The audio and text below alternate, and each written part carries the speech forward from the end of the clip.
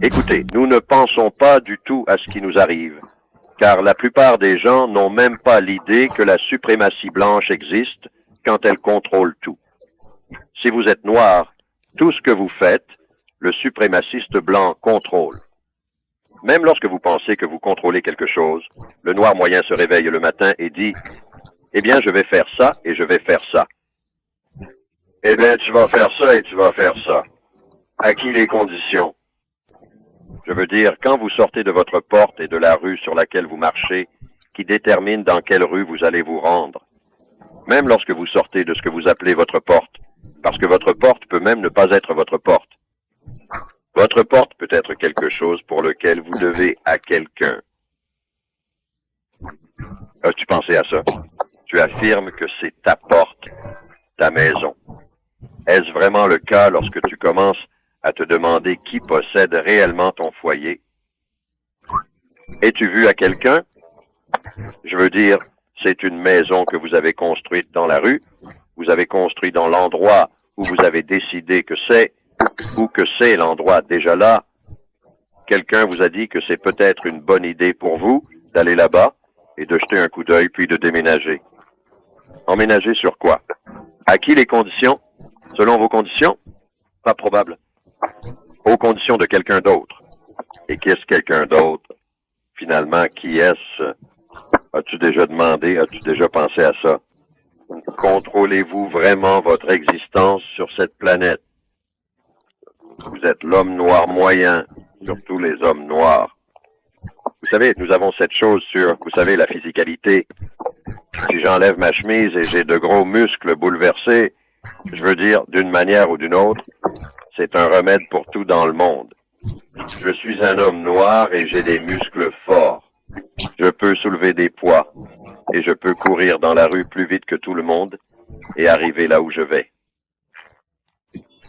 Cela fait d'une manière ou d'une autre de moi un homme noir fort et c'est tout ce dont j'ai besoin. J'ai ces muscles gonflés.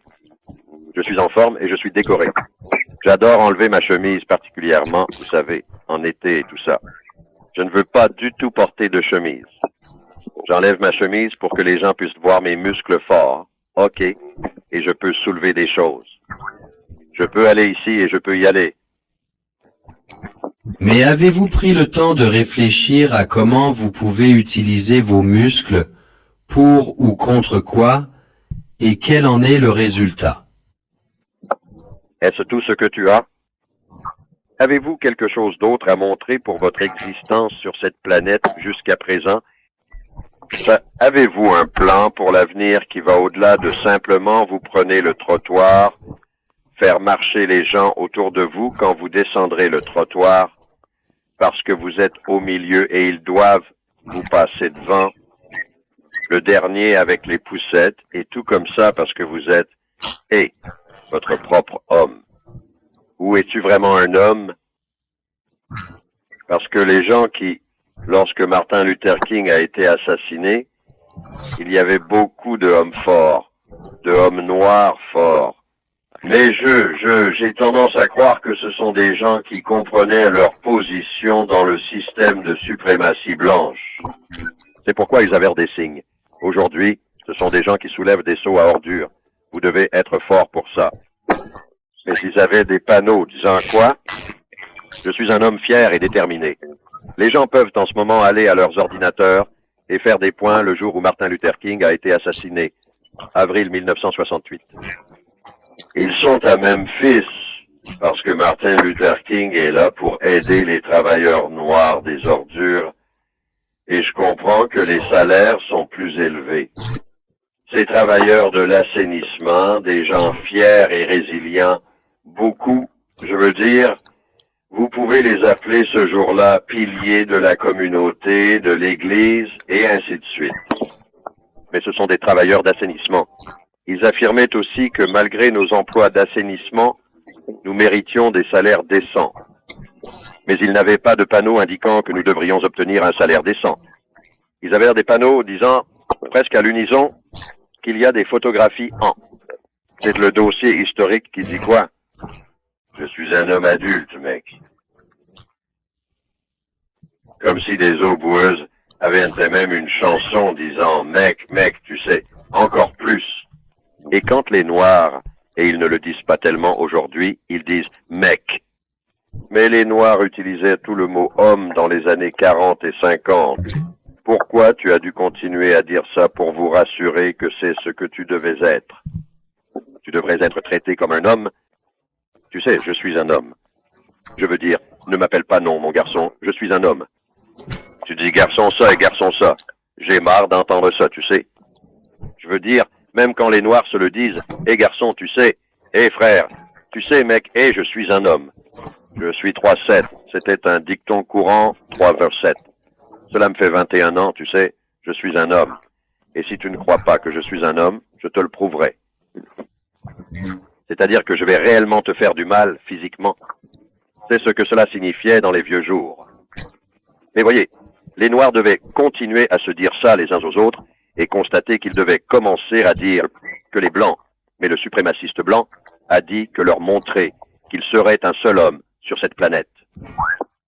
Et vous, les garçons qui veulent être des hommes, dites-vous quoi? Après la mort de Martin Luther King, je ferai un accord avec vous. Tu vas partir des garçons. Tu vas des garçons, pas des hommes. Vous passerez de garçon à femme à femme. Oui, je te dégénérerai complètement et te ferai absolument l'aimer. Vous adorerez agir comme vos sœurs et aimerez être ainsi, et vous allez à chercher un autre homme pour faire des choses avec vous, dans le lit, comme si vous êtes une femme.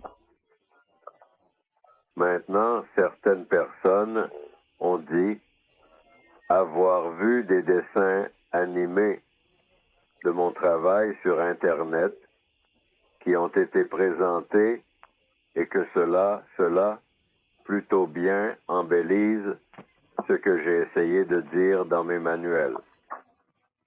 Et dans la mesure où cela fait vraiment du bien, cela a été, d'après ce que je comprends, que de nombreuses personnes m'ont rapporté un plus.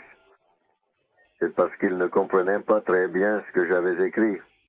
Mais quand ils ont vu ces dessins animés qui répétaient tout simplement ce que je disais et y attachaient mon nom et sortaient du livre, du matériel, ont-ils dit qu'ils le comprenaient mieux?